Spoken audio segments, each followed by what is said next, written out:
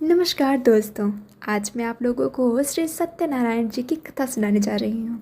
कथा पसंद आए तो मेरी वीडियो को लाइक कीजिएगा, चैनल को सब्सक्राइब कीजिएगा और वीडियो को ज़्यादा से ज़्यादा शेयर कीजिएगा। कथा प्रारंभ करते हैं। सत्य को नारायण के रूप में पूजना ही सत्यनारायण जी की पूजा है। इसका दूसरा अर्थ यह है कि संसार में एकमात्र नारायण ही सत्य है, बाकी सब माया है। सत्य में ही सारा जगत समाया हुआ है। सत्य के सहारे ही शेष भगवान पृथ्वी को धारण करते हैं। श्री सत्यनारायण व्रत का वर्णन देवर्षि नारद जी के पूछने पर स्वयं भगवान विष्णु ने अपने मुख से किया है। सो मैं आपको बताती हूँ। एक बार योगी नारद जी ने भ्रमण करते हुए मृत्यु लोक के प्राणियों को अपने अपने कर्मों के अनुसार तरह तरह के दुखों से परेशान होते देखा।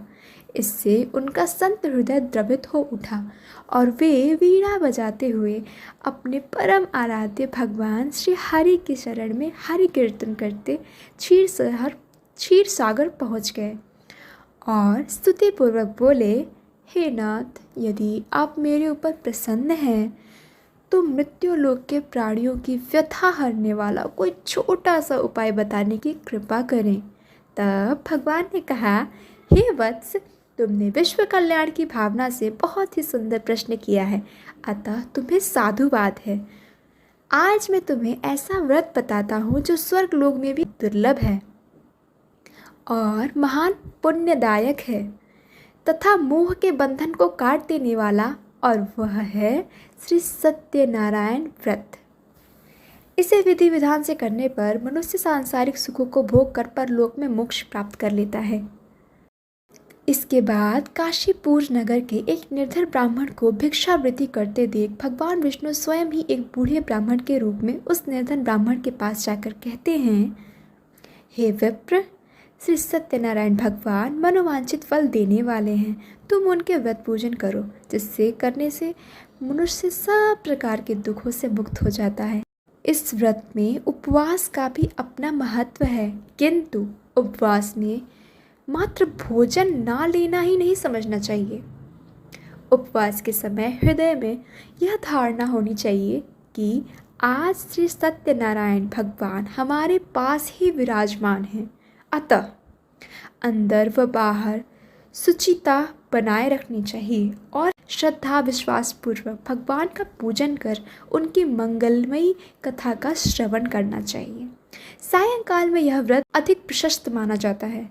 श्री सत्यनारायण की कथा बताती है कि व्रत पूजन करने में मानव मात्र का समान अधिकार है, चाहे वह निर्धन, धनवान, राजा हो या व्यवसायी, ब्राह्मण हो या अन्य वर्ग, स्त्री हो या पुरुष।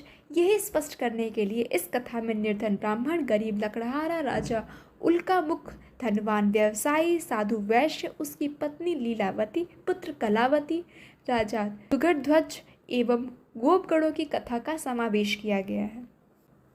कथा सार ग्रहण करने से यह निष्कर्ष निकलता है कि जिस किसी ने सत्य के प्रति श्रद्धा विश्वास किया, उनके सब कार्य सिद्ध हो गए। जैसे लकड़हारा, गरीब, ब्राह्मण, उल्कामुख, गोपगणों ने सुना कि यह व्रत सुख, सौभाग्य, संतति, संपत्ति सब कुछ देने वाला है, तो सुनते ही श्रद्धा, भक्ति तथा प्रेम के साथ सत्य व्रत का आचरण करने में लग गए और फलस्वरूप इहलौकिक सुख भोग कर परलोक में मोक्ष के अधिकारी हुए।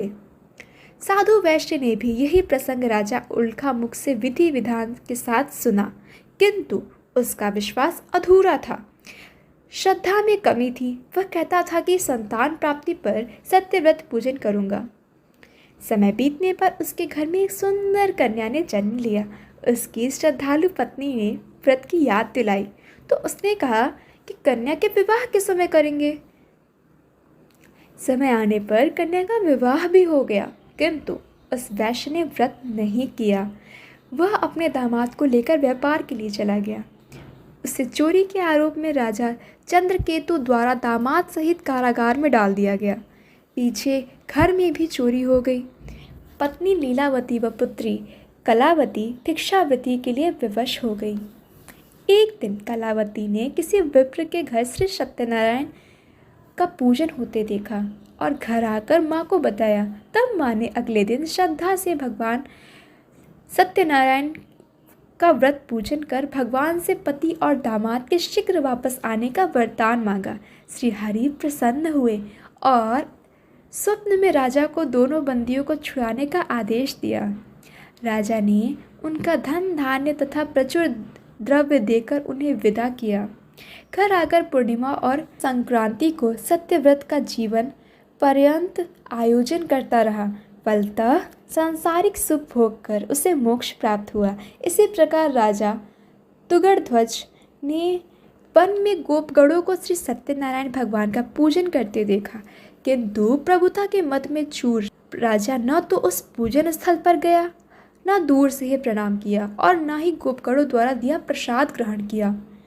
परिणाम यह हुआ कि राजा के पुत्र, धन धान्य, अश्व गजादि सब नष्ट हो गए। राजा को अकस्मात यह अभ्यास हुआ कि विपत्ति का कारण सत्यदेव भगवान का निरादर है। उसे बहुत पश्चाताप हुआ। वह तुरंत वन में गया, गोपगणों को बुलाकर काफ़ी समय लगाकर सत्यनारायण भगवान जी की पूजा की। फिर उसने उनसे ही प्रसाद ग्रहण किया तथा घर आ गया। उसने देखा कि विपत्ति टल गई और उसकी सारी संपत्ति तथा जन सुरक्षित हो गए। राजा प्रसन्नता से भर गए और सत्यव्रत के आचरण में निरत हो गए तथा अपने सत्यव्रत के आचरण में निरत हो गए तथा अपना सर्वस्व भगवान को अर्पित कर दिया। श्री सत्यनारायण व्रत कथा से हमें यह शिक्षा मिलती है कि सत्य रूप ब्रह्मा जीवात्मा रूप में हमारे अंदर विद्यमान है। हम सब सत्य के ही स्वरूप हैं, पर माया के वश में आकर नष्ट होने वाली वस्तुओं को संग्रह करने की सोचकर संसार में मगन हो रहे हैं।